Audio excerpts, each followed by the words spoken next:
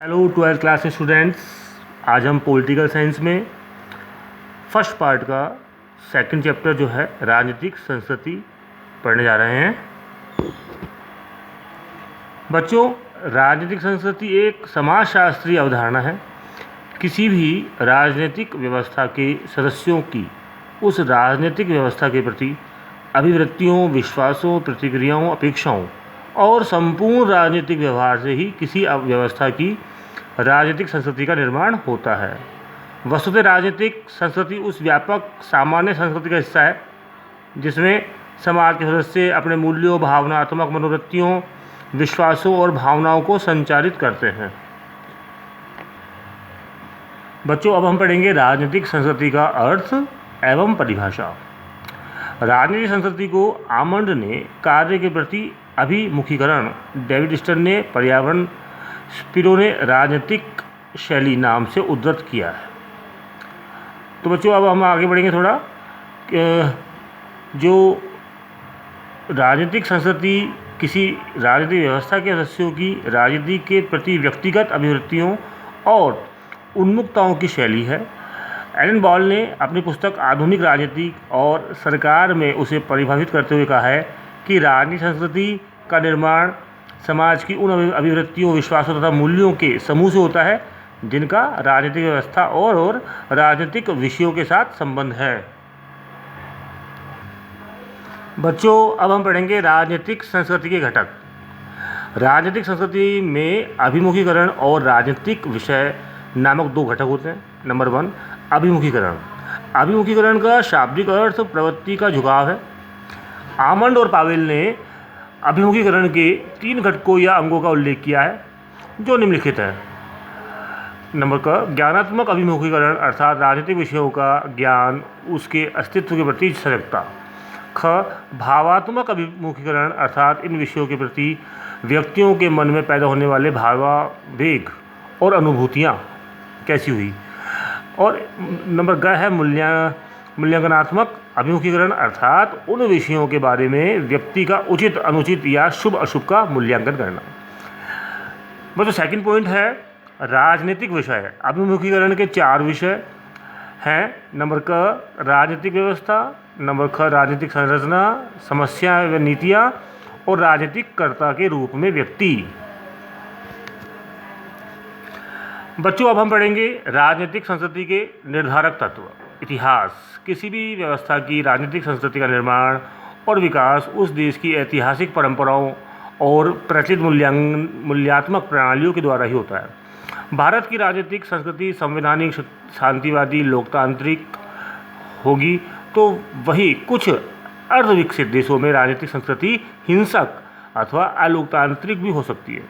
इसी तरह इंग्लैंड में राजनीतिक संस्कृति वहाँ की राजनीतिक निरंतरता का परिणाम है, जबकि फ्रांस की राजनीतिक संस्कृति फ्रांस की क्रांति का परिणाम है। बच्चों, मैंने बताया था ना फ्रांस की क्रांति कब हुई थी, कैसे हुई थी। तो क्रांति के परिणाम स्वरूप वहाँ की व्यवस्था, वहाँ की राजनीतिक व्यवस्था कैसी हुई, वो उसी आधार पर है। धार्मिक विश्वास। वर्तमान में धर्म राजनीतिक संस्कृति के निर्माण में न केवल महत्वपूर्ण भूमिका निभाते हैं बल्कि कई बार समाज की राजनीतिक व्यवस्था व संस्थाएं किस प्रकार की होगी इस बात को भी निर्धारित करते हैं। भौगोलिक परिस्थिति। देश की भौगोलिक स्थिति, उपलब्ध संसाधनों, जनसंख्या की प्रकृति की भी उस देश की राजनीतिक संस्कृति के निर्माण में महत्वपूर्ण भूमिका होती है। भारत जैसे विशाल भौगोलिक परिवेश वाले देश की राजनीतिक संस्कृति निश्चित रूप से एक छोटे से यूरोपीय अथवा अफ्रीकी देश से भिन्न ही होगी। बच्चों, अब हम पढ़ेंगे सामाजिक आर्थिक परिवेश। देश का सामाजिक, धार्मिक, जातिगत विभिन्नता, औद्योगिकरण, रूढ़िवादिता इत्यादि से भी राजनीतिक संस्कृति की प्रवृत्ति निर्धारित होती है। धार्मिक विश्वास का प्रभाव मध्य पूर्व के देशों की राजनीतिक संस्कृति पर स्पष्ट दृष्टिगोचर होता है। आर्थिक रूप से विपन्न या विकासशील देशों में राजनीतिक संस्कृति विकसित देशों के जैसी नहीं हो सकती क्योंकि अपेक्षाओं और जीवन शैली का स्तर भिन्न हो जाता है। विचारधाराओं का प्रभाव राजनीतिक संस्कृति के निर्माण के निर्णायक होता है। उदारवाद, मार्क्सवाद, पूंजीवाद जैसी विचारधाराएं अपने वैश्विक दृष्टिकोण के आधार पर ही राजनीतिक संस्कृति के विकास में सहायक भूमिका निभाती है। उपरोक्त तत्वों के अतिरिक्त वैज्ञानिक और तकनीकी प्रगति, मीडिया तथा प्रेस, शिक्षा इत्यादि की भी भूमिका राजनीतिक संस्कृति के निर्माण में होती है। अन्य तत्व देखो बच्चों, इसके अतिरिक्त शिक्षा का स्तर, भाषा, रीति रिवाज आदि भी राजनीतिक संस्कृति के निर्माण में भूमिका अदा करते हैं। बच्चों हम पढ़ेंगे राजनीतिक संस्कृति की विशेषताएं। इनकी विशेषताएं इस प्रकार से है। समन्वयकारी स्वरूप, राजनीतिक संस्कृति में अनेक नवीन जीवन मूल्य आते रहते हैं। नवीन और प्राचीन जीवन मूल्यों में निरंतर संघर्ष भी जारी रहता है। राजनीतिक संस्कृति की विशेषता इन दोनों के मध्य समन्वय करने की होनी चाहिए। नैतिक मूल्यों के प्रति समर्पण, राजनीतिक संस्कृति में नैतिक मूल्यों के समर्थन की आवश्यकता होती है। नैतिक मूल्यों की स्थापना में कभी समाज का धार्मिक स्वरूप योगदान देता है और कभी सत्ता व्यवस्था का स्वरूप।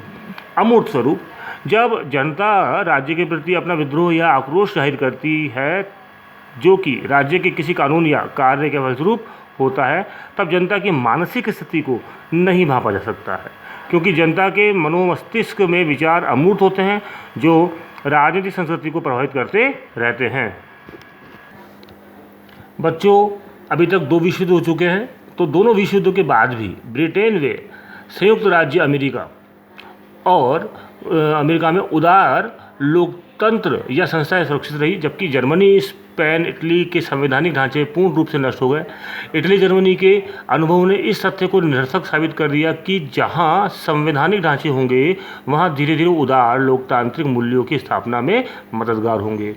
1950 और 60 के दशक में तीसरी दुनिया, बच्चों तीसरी दुनिया क्या होती है? तीसरी दुनिया होती है जो देश ना अमेरिका के साथ और ना ही रूस के साथ थे, तो उन देशों को तीसरी दुनिया का नाम दिया गया है।